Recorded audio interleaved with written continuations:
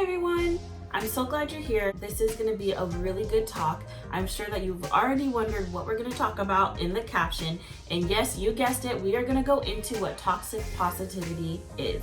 I'm sure you're wondering, Anna, how can there be a negative if there's a positive? We're going to go over some of the reasons why toxic positivity can destroy your life and stunt your growth. Let's go ahead and define toxic positivity. We define toxic positivity as the excessive and ineffective overgeneralization of a happy, optimistic state across all situations. The process of toxic positivity results in the denial, minimization, and invalidation of the authentic human emotional experience. That's a lot to go over. Let's go ahead and talk about some of the signs of toxic positivity that you might have in your life. Number one, hiding and masking your true feelings. Have you ever been in that situation where you have these feelings, you want to let them out, but you're too scared, you're too shy, you're fearful, and you just, instead of letting them go, you just kind of mask them and you hide them. And they're your true feelings. So while there's other people in the room, how you're really feeling, you want to kind of let that out and let people know, but instead, because you're fearful or you're concerned with what they're going to think about you, you hide and you mask those feelings. Number two is trying to just get on with it by stuffing and dismissing any emotion. Have you ever done that? I can tell you I have. Just get on with it. You messed up, you did something wrong, and instead of fixing it, you don't want to go back, whether it's laziness or anything like that, and you're like, we're just going to go ahead and get on with it. Let's just do this. I can't even imagine living like that. I was driving my car, I was going to pick up Mike, and I was driving on the street and I got a flat tire. Can you imagine if I said, oh, well, I got a flat, let's just get on with it and go pick him up, and just drove like that? I would ruin my bearings, I would ruin my car, I would have to pay so much money to get it fixed, I could possibly not even drive my car again. We tend to just get on with it with different situations, including our emotions. Well, I'm feeling like this today, and instead of telling my friends that I can't hang out, I'm just gonna get on with it and I'm gonna hang out, and then you have the worst time of your life. You don't feel good, you're hiding these emotions, but you just want to get on with it because you're too scared to let people know how you feel. Number three is feeling guilty for feeling what you feel. This is so big when it comes to women. We are all up in our heads. I like to call women like we are noodle brains. We have so many different things going on. We're all over the place, and it's good. A lot of us are multitaskers. We can do that. We're all over the place, but then when we start thinking or overgeneralizing things in our life, we start to feel guilty for how we feel. Oh man, I didn't get my dishes done today. My husband's coming home. The kids are not clean. Everyone's running around. I am so guilty. I'm super sad. I'm depressed. I've been going through a lot and I'm feeling guilty. That is not healthy relationship. That is not healthy feelings. Those are not healthy emotions. We need to learn how to not feel guilty for the way we feel. Your feelings are valid. First of all, I always tell people that when I'm coaching them, your feelings are valid. It's valid to feel this way, but there's a root. So let's figure out the root so that we can figure out how to help your feelings. But feeling guilty for feeling that is where it goes wrong. Number four is minimizing other people's experiences with feel-good quotes and statements. Now, I always tell people, this is a little side note, I always tell people when it comes to coaching, there's a difference between a mentor and a coach. A mentor is someone who walks with you, holds your hand, guides you, supports you, right? So they're there for every motion. If you're up high, they're going to be up high. If you're down low, they're going to be down low with you, supporting you, crying, letting you cry on their shoulders. But the difference between a coach is someone who pushes you to do better, someone who doesn't take no for an answer, someone who makes you feel uncomfortable, gets you out of your comfort. And so when you're minimizing other people's experiences with feel-good quotes or statements, you become more like a mentor. Have you ever had someone that's like that in your life? Oh girl, you got this. Oh, you can do it. Like you're over here, never worn heels in your life, walking down the street, trying to stretch your stuff, but you're like all over place, and all your girlfriends like, oh girl, you look so good. Like, no, you don't look good. You're struggling. You don't know how to walk in those heels. You need to take them off right now. Go take some lessons or something. And that's exactly what people do, is they make us feel good. They give us these little quotes. They give us statements to make us feel good. Now, that's okay. It's okay to want to feel good. It's okay to want to feel good. It's okay to have someone speak that into our life, but then we also need someone to show us what we need to fix in life. We also need someone to show us the lights on the dark places in our life as well. Number 5 is trying to give someone perspective. Oh, well, you struggled with this. Well, it could have been worse. Oh, well, you took someone's too much change from someone. Well, it could have been worse. We try to give someone a different perspective instead of validating their emotions or experience. Oh, well, you had a test and you failed and you feel horrible. Well, could have been worse. Well, what about how I'm feeling right now? You need someone to relate to your feelings and not just oversee them and look past them and speak past them. You need someone to be there in the moment as well. Number 6 is shaming and chastising others for expressing frustration or anything other than positivity. Now, this can be really big in our life, and I'm sure you're probably wondering, what even does that even mean? So let me read it again, and then let me give you an example. Shaming or chastising others for expressing frustration or anything other than positivity. This is big. We do this on a daily.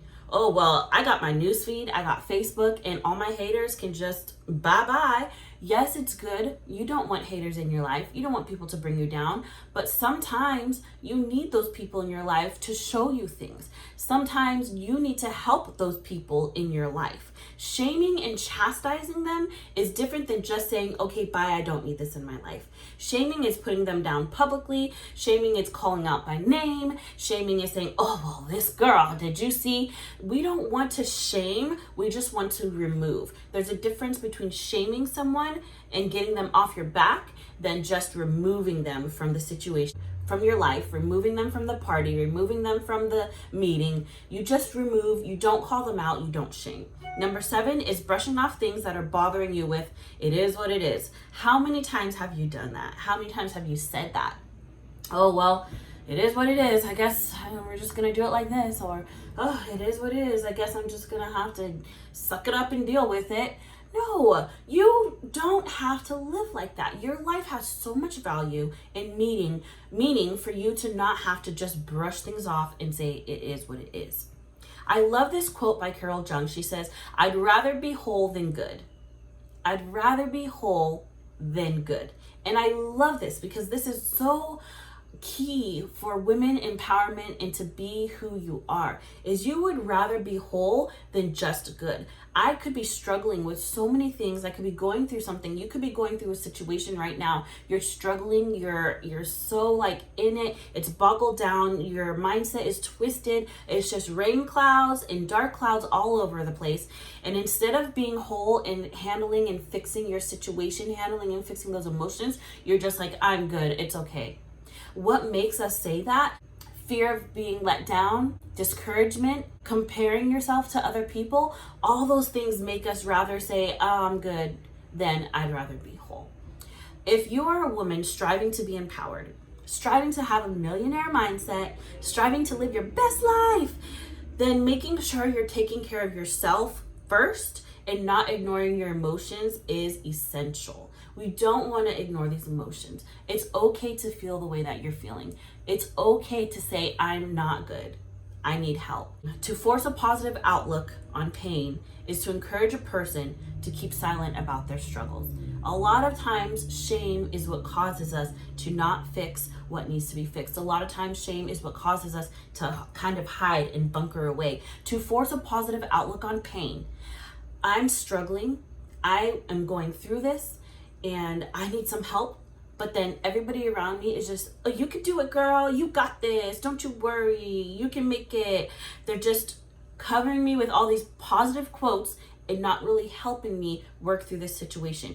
To force a positive outlook on pain is to encourage a person to keep silent about their struggles. Silence causes you to buckle down. Silence buries the struggles, and the struggles are connected to who?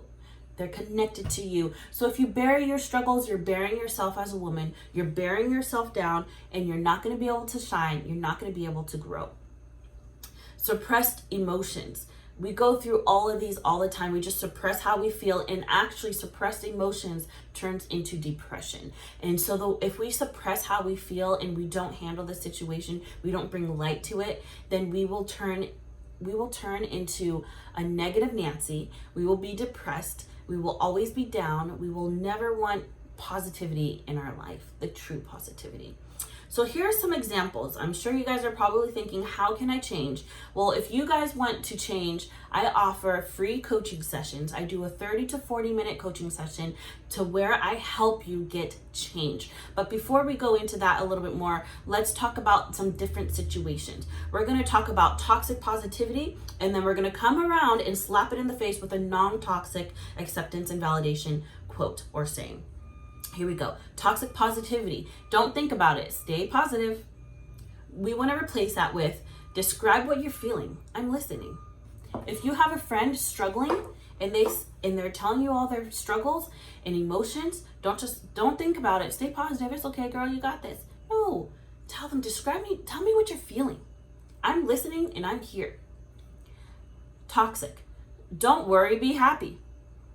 Don't worry. Be happy. There's a song, which is a great song. I love that song. Toxic. Don't worry, be happy. Positive. I see that you're really stressed. Is there anything that I can do for you? Toxic. Failure is not an option. Oh, I don't fail. Oh, I'm so good at this. Failure is not an option. You can do it. What you talking about? Rather than positivity. Failure is part of growth and success, and it's okay if you failed. Let's figure out what happened and let's get back to it. Everything will work out in the end. Oh my gosh, this is a big one. It's like you're rushing out of the house and you just start throwing all these things in your purse. Everything is gonna work out. Just throw it in at the end. It's okay. Versus positivity. This is really hard. I'm thinking of you. What you're going through is very, very hard. And I want you to know that I'm thinking of you. Positive vibes only. Oh, did I just smack a few people in the face with that one? I probably did. Positive vibes only. Hashtag positive vibes. Versus, I'm here for you both, good and bad. Again, it's okay to have the bad. It's okay. We will learn how to get through it, but you need to acknowledge it. If I can do it, so can you. Ooh, this is a big one. We do not walk in the same shoes. We do not walk in the same shoes. We don't walk the same path. Everybody's life is different. How people handle a certain situation is different than how you handle that circumstance and situation. So to tell someone that I can do it, you can too, is really disgrading and can put them down. Instead, let's try saying something like, everybody's stories, abilities, limitations are different, and that's okay. We are going to find out a way for you to be able to overcome this in your own way. I'm going to go through a few more. Delete negativity. Just get it out of your life. Instead of saying that to people, start saying suffering is a part of life. You are not alone. I'm here for you. Let's walk through it. Look for the silver lining. I see you. I'm here for you. Everything happens for a reason. Sometimes we can draw the short straw in life. How can I support you during this time? It could be worse. Versus, that sucks. I'm sorry for you, and I'm sorry you're going through this. How can I help you? So with all of this, now you're realizing toxic positivity is real, and you're probably realizing you might have that in your life. And before I go on, I'm not going to discourage you and say, you can do it. It's okay. Bye. Boop. No, I'm here to help you. I'm here to walk you through. That's exactly what coaching sessions are for, to help you and to walk you through life, but to not just be there and give you positive quotes and make you feel good, but to actually find the root cause of your situation, the root cause of your depression, the root cause of your anxiety, the root cause of not being able to reach your goals, the root cause of not being able to save your money, the root cause of being a college student and not knowing what you want to do in life, the root cause of wanting to start a business but not knowing how and you just can't do it. There's a root cause for everything, and that's exactly what my coaching classes and my coaching sessions go through, is how do we find the root cause, what do we do about it, and how do we get you guys to the next level. If you enjoyed this video, please let me know below. Let me know any thoughts that you have on toxic positivity. And again, these coaching sessions will help you out, and again, they are free. So if you are interested, you can always email me at growingandglowinglc@gmail.com. I would love to connect with you. I would love to know what you're doing in life and how I can help you. Thank you again for watching, and I'll talk to you soon. Bye.